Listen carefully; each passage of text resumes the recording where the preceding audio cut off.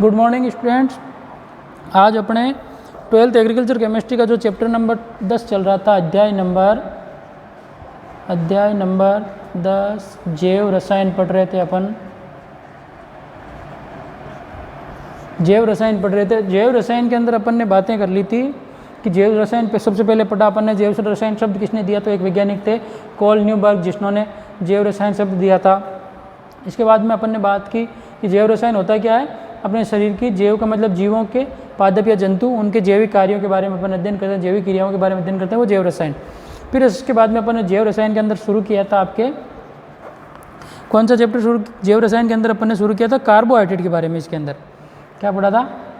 Carbohydrate शुरू किया था।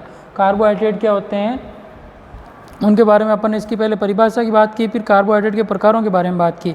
बड़ा क्वेश्चन बनता है इस चैप्टर में से, है ना। तो कार्बोहाइड्रेट के फिर अपन ने क्या किया, इसके प्रकार के बारे में बात की। तो कार्बोहाइड्रेट के कितने प्रकार हो सकते हैं? आपके 3 प्रकार हो सकते हैं। इसके बारे में अपन ने शुरू किया था। कार्बोहाइड्रेट के 3 प्रकार हैं। पहला है आपके मोनोसेकेराइड्स। दूसरा अपन ने पढ़ा ओलिगोसेकेराइड। क्या था? दूसरा था आपके ओलिगोसेकेराइड।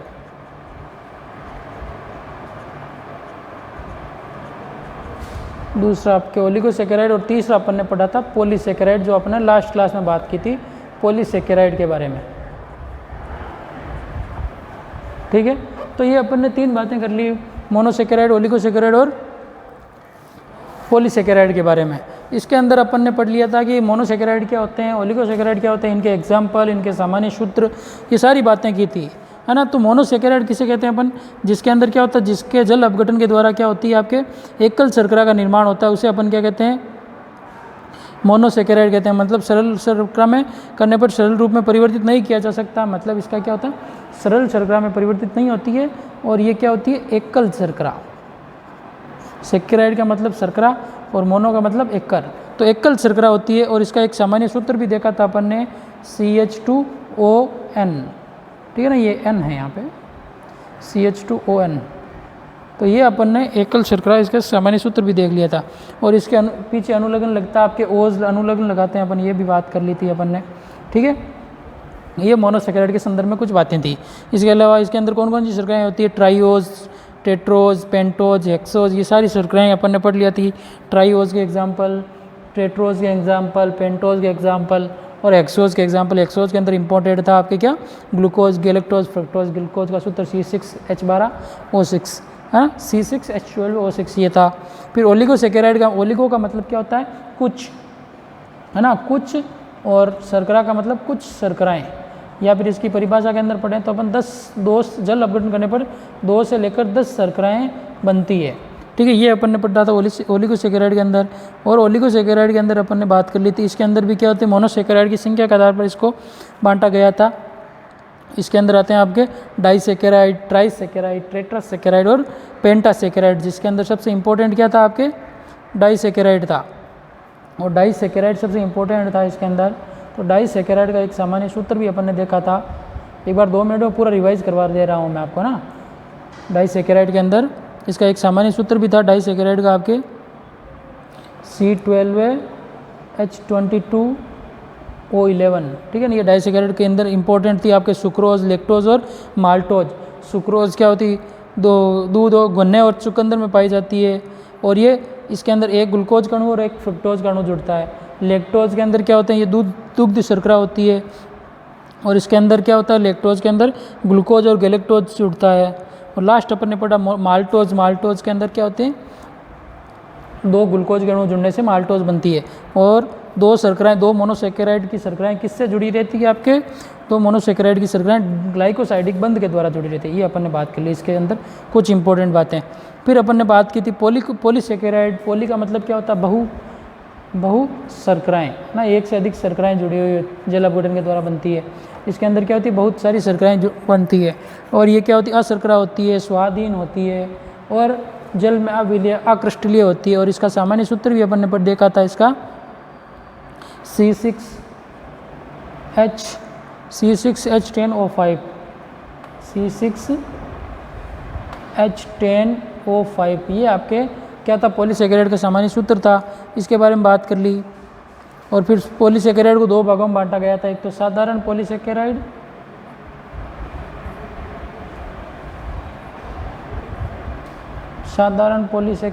और दूसरा अपन ने पढ़ा था जटिल पॉलीसेकेराइड्स, ये अपन ने बात कर ली थी और इनके पूरे एग्जाम्पल के बारे में बात कर ली थी पूरी डिटेल से।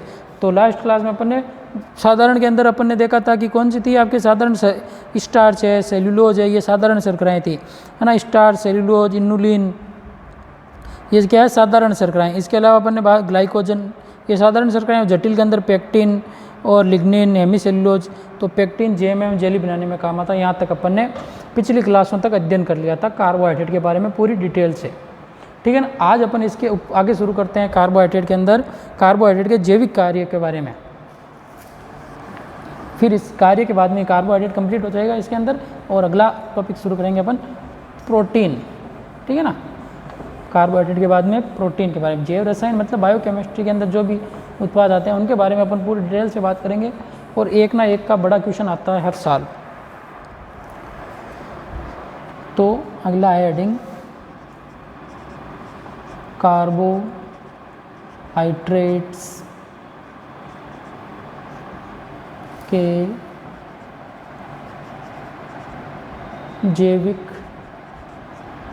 कार्बोहाइड्रेट के जैविक कार्य के बारे में बात करेंगे अपन।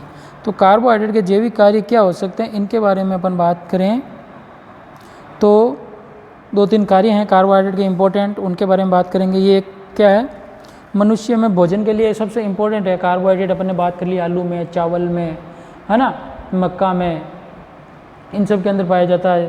तो ये अपना प्रमुख रूप से खाद्यान्न क्या है, आलू, गेहूँ या फिर चावल, यही है अपना इम्पोर्टेंट खाद्यान्न, महत्वपूर्ण खाद्यान्न। तो इसके अंदर कार्बोहाइड्रेट होता है। तो इससे अपन को मिलता क्या, तो इसके कार्य की बात करें अपन तो पहला कार्य है आपके शरीर को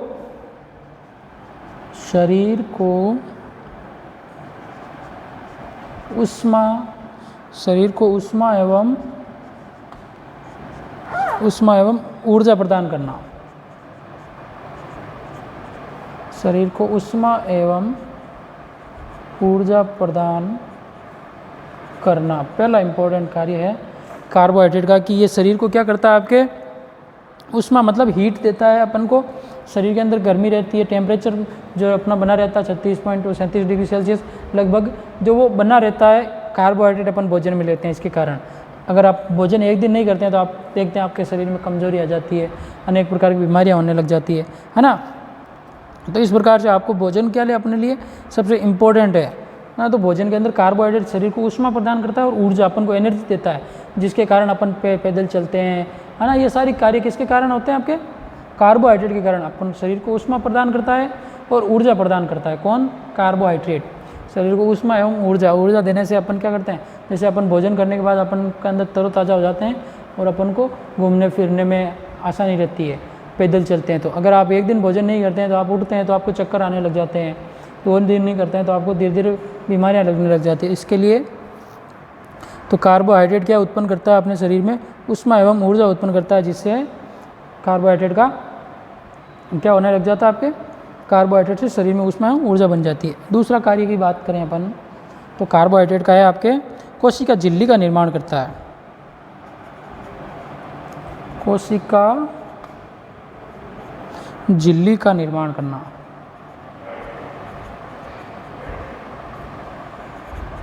कोशिका झिल्ली का निर्माण करना। तो दूसरा कार्य हो जाएगा इसका कोशिका झिल्ली का निर्माण करना। अब कोशिका झिल्ली का निर्माण कैसे करते हैं कि कोशिका झिल्ली होती क्या, पहले तो ये अपन को पता है मनुष्य का शरीर, जैसे आपने 6th क्लास से ही पढ़ते आ रहे हैं कि मानव शरीर क्या होता है, लाखों अरबों कोशिकाओं से मिलकर बना हुआ होता है। तो अपने शरीर की जीवन की मूलभूत इकाई क्या है, आपके कोशिका है। तो शरीर की क्या है, मूलभूत इकाई क्या है, आपने कोशिका है। फंडामेंटल यूनिट ऑफ लाइफ कौन है, आपके सेल, कोशिका। तो कोशिका है। अब कोशिका के अंदर क्या पाई जाती है, कोशिका झिल्ली का मतलब क्या हुआ, जैसे मान लो ये कोई रफली डायग्राम बनाऊँ मैं आपके लिए, ये कोशिका है और कोशिका के अंदर क्या पाया जाता है, केंद्रक पाया जाता है इंपॉर्टेंट। ये इसके अंदर जैसे जैव साइटोप्लाज्म भरा रहता है, जिसके अंदर खूब सारे कोशिकांग पाए जाते हैं, जिसके अंदर अंतःपर्देवी जालिका है, माइटोकॉन्ड्रिया है, गोल्जी इकाई है, राइबोसोम है ना, ये इस प्रकार के खूब सारे कोशिकांग पाए जाते हैं। अब कोशिकांग के ऊपर क्या होती है, जो ये कोशिकाओं के अंदर जो ऑक्सीजन का आदान प्रदान करना है या फिर जल का आदान प्रदान करना है, उसके ऊपर क्या होती है, एक झिल्ली मेम्ब्रेन पाई जाती है, जिसको अपन प्लाज्मा झिल्ली भी कह सकते हैं, या इसको अपन क्या कहते हैं, कोशिका झिल्ली,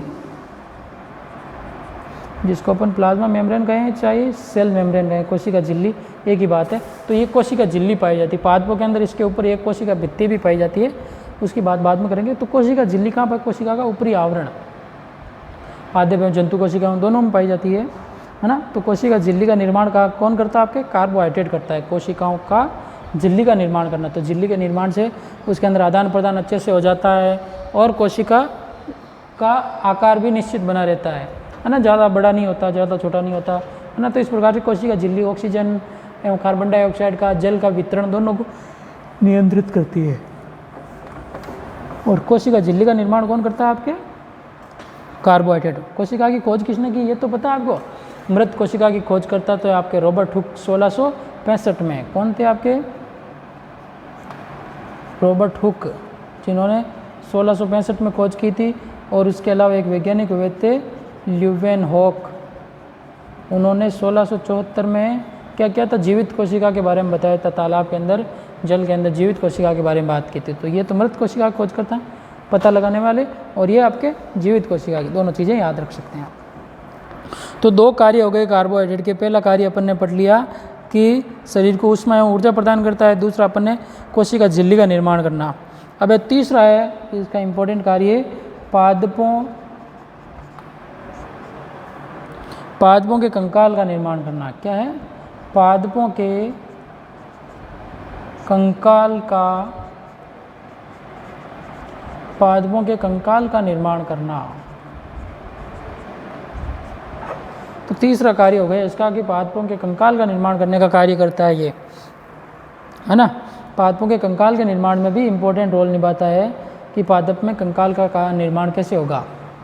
तो ये तीन इम्पोर्टेंट कार्य हो गए, शरीर को ऊष्मा एवं ऊर्जा प्रदान करना, इसके अलावा ये आपके कोशिका झिल्ली का निर्माण करना, इसके अलावा आपके पादपों के कंकाल का निर्माण करना। पादपों कंकाल का मतलब है पादप की आंतरिक संरचना, कोशिकाओं के निर्माण में, पादप की संरचना के निर्माण में सहायक होता है कार्बोहाइड्रेट। कंकाल का मतलब जैसे अपने कंकाल स्केलेटन सिस्टम है ना, कंकाल तंत्र का निर्माण करता है। तो कार्बोहाइड्रेट के तीन इंपॉर्टेंट कार्य हो गए। तो इसी के साथ ही आपके इस चैप्टर जैव रसायन के अंदर एक छोटा सा टॉपिक है कार्बोहाइड्रेट, वो कंप्लीट होता है। अब इसके आगे अपन बात करते हैं कार्बोहाइड्रेट के अगला टॉपिक प्रोटीन के बारे में, ठीक है ना। तो कार्बोहाइड्रेट समझ में आ गया, तीन प्रकार के, मोनोसेकेराइड, ओलिगोसेकेराइड और पॉलीसेकेराइड, और इसके कार्य। एक नंबर का क्वेश्चन आ जाता है, कार्बोहाइड्रेट के कार्य लिखिए ऐसे।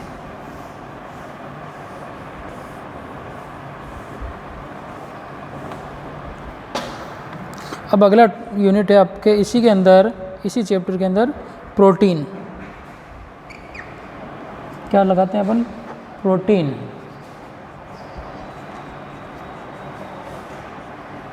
ठीक है ना। तो प्रोटीन के बारे में बात करें अपन,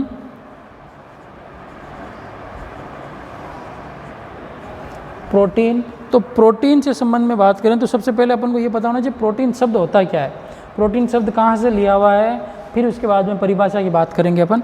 तो प्रोटीन शब्द कहाँ से लिया हुआ है, इसका अर्थ क्या होता है ना, ये पता होगा तो अपन पढ़ सकते हैं आसानी से। तो प्रोटीन शब्द क्या है आपके, प्रोटीन शब्द क्या है, ग्रीक शब्द है। कौन सा शब्द है, ग्रीक शब्द है, ग्रीक भाषा का शब्द है प्रोटीन, ठीक है, ग्रीक शब्द है। और ग्रीक शब्द कौन सा, प्रोटीन ग्रीक भाषा के शब्द से लिया हुआ है, वह शब्द था आपके प्रोटियास। ग्रीक भाषा का कौन सा शब्द था, प्रोटियास, प्रोटियास से लिया गया था प्रोटीन शब्द। और जिसका अर्थ क्या था, इसका अर्थ होता है आपके प्राथमिक महत्व, प्राथमिक महत्व। तो इसका अर्थ होता है आपके प्रोटीन का प्राथमिक महत्व, प्राइम इम्पोर्टेंस, है ना। इंग्लिश में लिखें अपन तो इसको प्राइम इम्पोर्टेंस। तो प्राइम इम्पोर्टेंस इसका कार्य हो गया। ठीक है। तो शब्द समझ में आ गया। प्रोटीन किस भाषा का शब्द है? आपके ग्रीक भाषा के शब्द से लिया हुआ है, प्रोटिया शब्द से लिया हुआ है, और इसका अर्थ होता है प्राथमिक महत्व। ठीक है। अब ये प्रोटीन होता क्या है, किससे मिलकर बना हुआ होता है ना, इसका संगठन क्या होता है, कार्य क्या है, इनके बारे में अपन को बात करनी है। आई बात समझ? संगठन क्या है इसका, किससे मिलकर बना हुआ होता है, इसकी संरचना कैसी होती है, इनके बारे में अपन बात करेंगे। तो इस चैप्टर में मैंने आपको पहले ही बता दिया था कि प्रोटीन, अमीनो अम्ल और पॉलीपेप्टाइड, एंजाइम, इन सब के बारे में अपन बात करेंगे। तो पहले प्रोटीन क्या होता है ना, और प्रोटीन कहाँ से लिया हुआ इसके बारे में बात करते हैं। प्रोटीन का कार्य क्या है, तो ये तो शब्द समझ में आ गया। प्रोटीन ग्रीक भाषा का शब्द है। आगे देखो, अब प्रोटीन की कुछ छोटी सी परिभाषा की बात करूँ मैं, तो प्रोटीन क्या होता है, एमिनो अम्लों के उच्च अणुभार वाले जटिल जैव बहुलक हैं। प्रोटीन किससे मिलकर बना हुआ होता है, आपके एमिनो एसिड से बना हुआ होता है, अमीनो अम्ल से। तो प्रोटीन क्या होता है, एमिनो अम्ल, केमिकल कंपोजिशन है ये, है ना, रासायनिक यौगिक है, अमीनो अम्ल है। जैसे अपन ने पढ़ा हेमी सेलुलोज, सेलुलोज, ये सभी क्या है, जैसे अमीनो अम्ल भी क्या है, रासायनिक यौगिक हैं। तो प्रोटीन क्या होता है, एमिनो अम्लों से मिलकर बना, एमिनो अम्लों का बहुलक है। खूब सारे एमिनो अम्ल बनाकर क्या करते हैं, पेप्टाइड बनाते हैं, और वो पेप्टाइड जुड़कर पॉलीपेप्टाइड बनाते हैं, उसी को अपन क्या कहते हैं, प्रोटीन कहते हैं। अभी बताऊंगा पूरी डिटेल से। तो प्रोटीन एमिनो अम्लों के उच्च अणुभार, मतलब ज़्यादा अणुभार, उच्च अणुभार, एमिनो अम्लों के उच्च अणुभार वाले जटिल, उच्च अणुभार वाले जटिल जैव बहुलक हैं। जटिल बहुलक का मतलब तो समझ में आ गया आपको, खूब सारी इकाइयाँ जुड़ने पर उसको बहुलक कहते हैं। तो जटिल जैव बहुलक है, ये सभी क्या होते हैं, ये सभी जीवित कोशिकाओं में पाया जाता है, ज़्यादातर जंतु कोशिकाओं में पाया, सभी जीवित कोशिकाओं में पाया जाता है। तो ये सभी जीवित कोशिकाओं में पाया जाता है। आगे बात समझ में।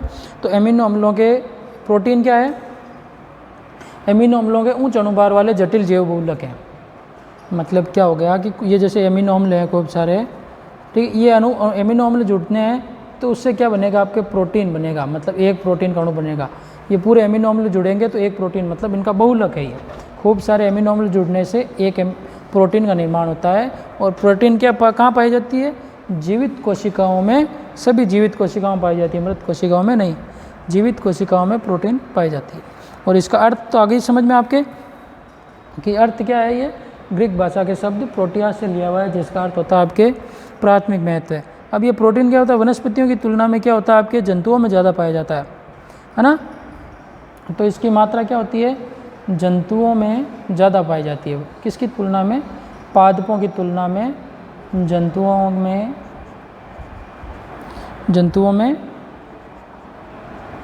प्रोटीन की मात्रा, जंतुओं में प्रोटीन की मात्रा अधिक होती है, प्रोटीन की मात्रा अधिक होती है। तो जंतुओं में प्रोटीन की मात्रा क्या होती है, अधिक होती है। किसकी तुलना में आप बात करें अपन, तो ये जंतुओं में पाई जाती है आपके पादपों की तुलना में। अब ये जीवधारियों में किस किस में पाई जाती है, तो ये जंतुओं में प्रोटीन पाया जाता है आपके, जैसे बात करें अपन तो बाल के अंदर, जो अपने बाल होते हैं ना, बाल के अंदर हेयर, इसके अलावा त्वचा के अंदर, त्वचा अपनी जो स्किन है ये है ना, इसके अंदर आपकी जैसे इस त्वचा के अंदर प्रोटीन होता है, त्वचा की बात करें अपन। इसके अलावा अपन बात करें नाखून के अंदर, नाखून के अंदर भी प्रोटीन होता है। नाखून तो ये जानते हो आप, ये देखो ये नाखून है ना, तो नाखून के अंदर भी प्रोटीन होता है। इसके अलावा आपके हीमोग्लोबिन, कहाँ पाया जाता है हीमोग्लोबिन,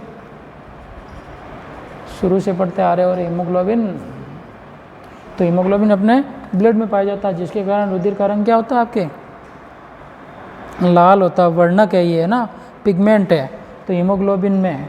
इसके अलावा आपके मांसपेशियों में भी पाया जाता है। इसके अलावा मांसपेशियों में या फिर एंजाइम के अंदर भी होता है, एंजाइम में टाइलिन, खूब सारे एंजाइम होते हैं जो भोजन के पाचन में सहायक होते हैं आपके, टाइलिन है, पेप्सिन है, रेनिन है ना, ये एंजाइम है। इसके अलावा आपके एंटीबॉडी में है ना, एंटीबॉडी मतलब आपके प्रतिरक्षी के अंदर 10th क्लास में पढ़ा होगा, एंटीबॉडी एंटीजन, ब्लड में पाए जाने वाले 2 प्रोटीन होते हैं है ना, एंटीबॉडी और एंटीजन, इनमें तथा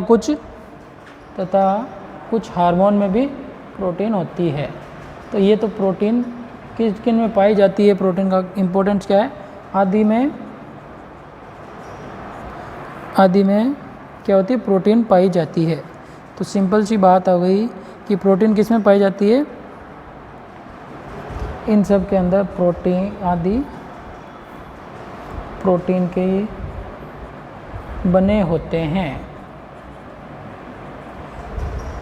तो ये प्रोटीन से संबंध में कुछ बातें हो गई कि अमीनो अम्लों के उच्च अणुभार वाले जटिल जैव बहुलक हैं, मतलब खूब सारे अमीनो अम्लों के जुड़ने से प्रोटीन का निर्माण होता है। सभी जीवित कोशिकाओं में पाई जाती है। पादपों की तुलना में जंतुओं में प्रोटीन की मात्रा अधिक होती है। इसके अलावा जंतुओं में बाल, त्वचा, नाखून, हीमोग्लोबिन, मांसपेशियाँ, एंजाइम, एंटीबॉडी और कुछ हार्मोन सभी क्या होते हैं, प्रोटीन के बने होते हैं। तो इस प्रकार से अपन ने बात कर ली प्रोटीन के बारे में। तो ये आपके प्रोटीन के संबंध में बात हुई। अब इसके आगे बात करें अपन प्रोटीन के अंदर और प्रोटीन के संगठन के अंदर बात करें तो मिटा दूँ ये तो अब है आपके प्रोटीन का संगठन कि प्रोटीन किससे मिलकर बना हुआ होता है, कौन कौन से इसमें यौगिक पाए जाते हैं या फिर कौन कौन सी धातुएं पाई जाती है ना। ये तो देख लिया अपन ने, प्रोटीन इसके अंदर पाया जाता है, लेकिन प्रोटीन होता क्या है, प्रोटीन किससे बना हुआ होता है। तो आपके प्रोटीन का संगठन, प्रोटीन का संगठन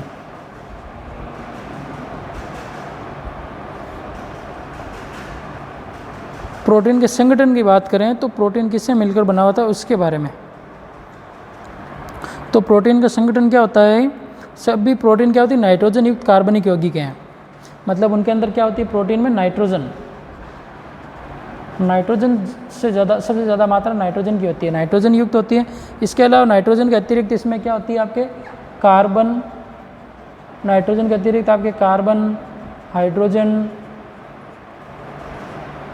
कार्बन है, हाइड्रोजन है। इसके अलावा आपके ऑक्सीजन है, सल्फर है, ये भी क्या होते हैं, सल्फर, ऑक्सीजन, ये तत्व भी इसमें पाए जाते हैं। इंपॉर्टेंट क्या होता है आपके नाइट्रोजन युक्त कार्बनिक यौगिक है ये तो पाए जाते हैं इसमें। इसके अलावा और बात करें अपन, ऑक्सीजन उपस्थित होते हैं किसमें, प्रोटीन में। आगे बात समझ में, इसके आगे बात करें अपन तो प्रोटीन के अलावा और कुछ प्रोटीन में इसके अतिरिक्त क्या पाई जाती है आपके, कुछ प्रोटीन में इसके अलावा आपके फास्फोरस भी होता है, फास्फोरस होता है। इसके अलावा और बात करें अपन तो आयोडीन भी होता है, आयोडीन। इसके अलावा और बात करें अपन आयोडीन के अलावा जैसे लोहा भी होता है इसके अंदर, आयरन। इसके अलावा तांबा की मात्रा भी होती है, तांबा, कॉपर की मात्रा है ना। इसके अलावा जिंक पाया जाता है, मैग्नीज होता है ना, ये धातुएं हैं तो ये भी पाई जाती है, मैग्नीज भी पाए जाते हैं। तो ये तो बात हो गई कुछ अधातुएं और धातुओं की जिसके अंदर नाइट्रोजन, कार्बन, हाइड्रोजन, सल्फर, सबसे ज़्यादा इंपॉर्टेंट है आपके नाइट्रोजन की मात्रा ज़्यादा होती है। इसके अलावा हाइड्रोजन, ऑक्सीजन, सल्फर ये भी होते हैं। इसके अलावा प्रोटीन में फास्फोरस, आयोडीन, आयरन, कॉपर है ना, मैग्नीज, जिंक, इनकी भी मात्रा होती है। आगे बात समझ में, तो सबसे ज़्यादा मात्रा किसकी होती है आपके नाइट्रोजन युक्त कार्बनिक यौगिक है ये। अब इसके अलावा इसका जल अपघटन करते हैं अपन, किसका, प्रोटीन का जल अपघटन, मतलब इसको अगर अपन अपघटित करें, तोड़ें, किसकी उपस्थिति में, जल की उपस्थिति में। अपघटन का मतलब क्या होता है, टूटना है ना। तो जल की उपस्थिति में अगर इसको अपन तोड़ें तो इसके अंदर क्या बनते हैं ये, क्योंकि ये किससे मिलकर बने हुए हैं, अपन ने सबसे पहले बात की एमिनो अम्लों के जैव बहुलक हैं। टूटने पर क्या बनेगा, एमिनो अम्ल बनेगा। और एमिनो अम्ल किससे बने हुए होते हैं आपके, पेप्टाइड से। तो इसका प्रोटीन का अपन क्या करेंगे, आंशिक जल अपघटन, मतलब आंशिक का मतलब थोड़ा, प्रोटीन का अगर अपन आंशिक जल अपघटन करें, आंशिक जल अपघटन करें प्रोटीन का, तो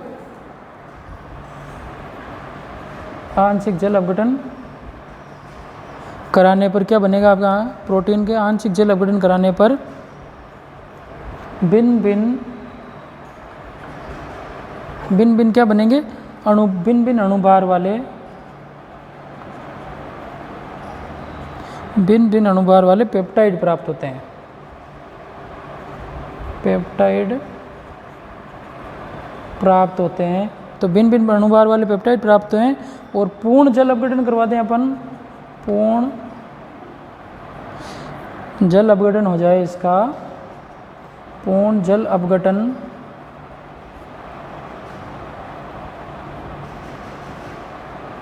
पूर्ण जल अपघटन करने पर क्या बनेगा, आपके एमिनो अम्ल बनेगा। तो आंशिक जल अपघटन से तो क्या बनता है, पेप्टाइड बनता है। पूर्ण जल अपघटन होने पर एमिनो अम्ल बनेंगे। क्या बनेंगे, एमिनो अम्ल देते हैं। जैसे मैं बताऊं आपको इसको बना के, तो प्रोटीन है ये प्रोटीन, अगर अपन इसका क्या करें, जल अपघटन करें, क्या करें, जल अपघटन, आंशिक जल अपघटन करेंगे, इस तरफ होगा जल अपघटन, आंशिक जल अपघटन करेंगे तो ये क्या बनाएगा आपके, आंशिक जल अपघटन करने पर तो बनेगा पेप्टाइड। क्या बनेगा, पेप्टाइड। ठीक है, और अपन जल अपघटन करेंगे इसका, और जल अपघटन करेंगे तो क्या बनेगा, एमिनो अम्ल। आगे बात समझ, और जल अपघटन करेंगे तो यह एमिनो अम्ल बनेगा।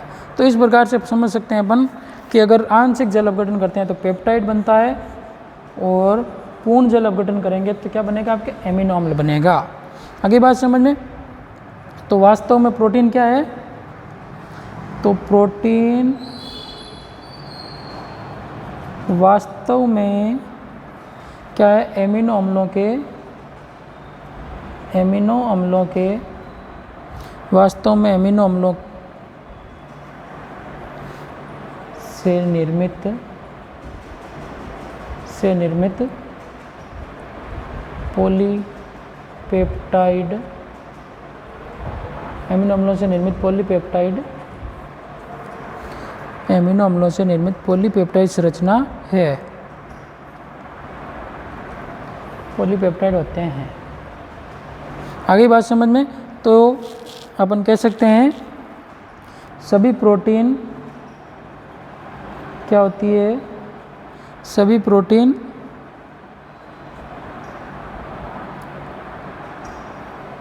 बीस एमिनो अम्लों से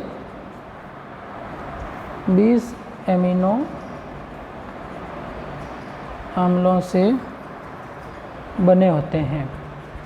कि 20 एमिनो अम्ल जुड़ेंगे तो क्या बन जाएगा, आपके एक प्रोटीन का अणु बन जाएगा। तो 20 एमिनो अम्ल जुड़ेंगे तो एक प्रोटीन का अणु बन जाएगा, ये बात कर सकते हैं अपन। तो अपन ने बात कर ली प्रोटीन के बारे में। सबसे पहले प्रोटीन शब्द कहाँ से लिया हुआ है, ग्रीक शब्द है, जिसका अर्थ क्या होता है, आपके प्रोटियास के ग्रीक शब्द से लिया हुआ, जिसका अर्थ होता है आपके प्राथमिक महत्व। फिर उसके बाद में प्रोटीन क्या होता है, अमीनो अम्लों का जैव बहुलक है। फिर अपन ने बात की कि प्रोटीन पादपों की तुलना में जंतुओं में अधिक होता है। फिर अपन ने बात की जंतुओं में कहाँ पर, नाखून में, बाल में, हीमोग्लोबिन में, एंटीबॉडी में, है ना, इनके अंदर क्या होता है, आपके पाया जाता है ये। और प्रोटीन के संगठन की बात की तो नाइट्रोजन के अंदर प्रोटीन होता है। इसके अलावा आपके किसमें, ऑक्सीजन, सल्फर, हाइड्रोजन, इनमें भी पाया जाता है। इसके अलावा ये प्रोटीन क्या होता है, धातुओं की बात करें तो धातुओं में लोहा है, आयरन, ये कॉपर है, जिंक है, मैग्नीज है, फास्फोरस है, इनमें भी पाया जाता है। फिर अपन ने प्रोटीन का अगर अपघटन करते हैं, जब आंशिक जल अपघटन करते हैं तो पेप्टाइड बनता है, पूर्ण जल अपघटन करते हैं तो एमिनो अम्ल बनता है, जो मैंने आपको बनाकर बताया। प्रोटीन का आंशिक से तो पेप्टाइड, पेप्टाइड से एमिनो अम्ल। वास्तव में प्रोटीन क्या है, एमिनो अम्लों से निर्मित पॉलीपेप्टाइड, मतलब खूब सारे एमिनो अम्ल जुड़ेंगे तो पॉली का मतलब बहुत सारे एमिनो अम्ल जुड़ने से खूब सारे पेप्टाइड बनते हैं, और वो पेप्टाइड जुड़कर क्या बनाते हैं, आपके प्रोटीन बनते हैं। सिंपल सी बात है। तो सभी प्रोटीन 20 एमिनो अम्लों से बने होते हैं, मतलब एक प्रोटीन 20 एमिनो अम्ल जुड़ने से एक प्रोटीन बनती है। तो ये बात अपन ने की आज की क्लास में प्रोटीन के बारे में। इसके आगे अपन अगली क्लास में एमिनो अम्ल के बारे में बात करेंगे कि एमिनो अम्ल क्या होता है। ठीक है ना। तो यह आज की क्लास में इतना ही, आगे की बात अपन अगली क्लास में करेंगे। ओके, गुड लक, धन्यवाद।